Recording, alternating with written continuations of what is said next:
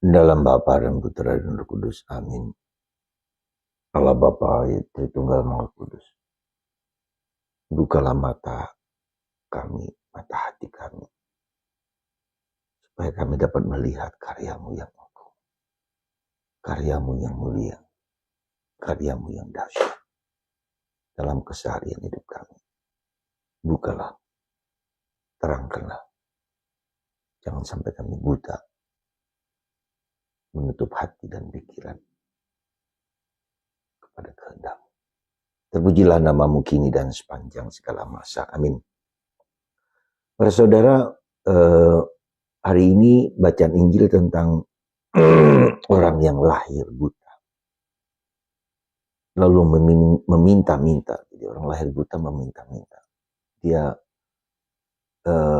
mencari bantuan dari orang lain. Dia mengemis. Dia tidak bisa apa-apa.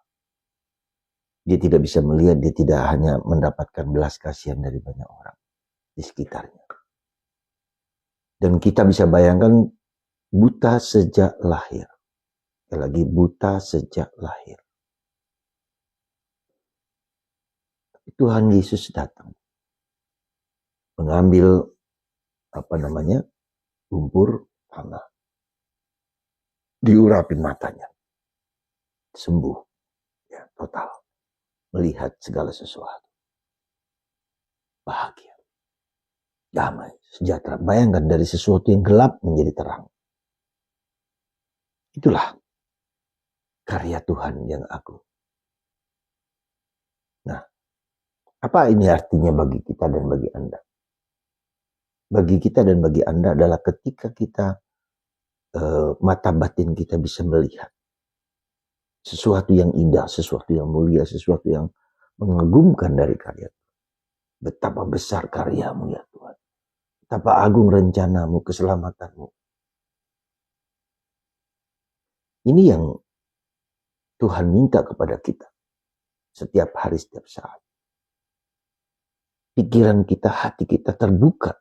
Bukan hanya tertutup, bukan hanya untuk diri sendiri, tapi lebar luas.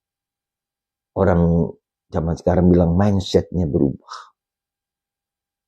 Ada sesuatu yang agung, sesuatu yang mulia, yang luar biasa. Membuka mata kita. Nah, siapa yang bisa membuka mata kita ini? Orang bahasa Inggris disebut enlightenment, pencerahan. Orang yang tidak tahunya ke gereja tadi menjadi ke gereja, terbuka, melihat dengan mata batin yang terdalam. Dan itu adalah berkat Roh Kudus, berkat Tuhan. Sehingga kita melihat keselamatan yang Tuhan berikan kepada kita. Indah, luar biasa, mengagumkan. Pernahkah kita mengalami seperti itu? Pengalaman keagungan Tuhan dalam hidup kita? Inilah pertanyaan yang harus kita ajukan. Ya, ketika kita sekarang ini ada di gereja, dimanapun. Kenapa saya pergi ke gereja? Kenapa saya memuji Tuhan? Kenapa saya bersyukur kepada Tuhan? Kenapa saya memuliakan Tuhan? Seperti orang yang bergembira, bersuka cita. Karena melihat hidupku bukan hanya untuk di dunia ini. Hidupku bukan hanya untuk Anda semua sebagai istri, sebagai suami, sebagai anak. Tapi ada sesuatu karya yang lebih mengagumkan. Anda ke gereja, Anda menjadi aktivis di gereja. Itu karena apa? Karena Anda melihat sesuatu yang lebih daripada sekedar menjalankan ini semua. Kalau kalian tidak melihat karya Tuhan yang agung ini, gak ada gunanya hidup kita ini.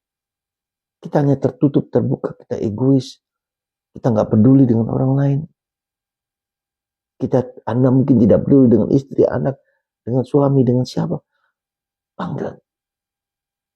Juga sekarang dengan perdamaian dunia, perang Iran, Israel, Amerika. Wow. Hancur dunia. Ketika bom nuklir misalnya dipejet, hancur. Luar biasa. Dan itu yang mendorong kita untuk berdoa, bersyukur.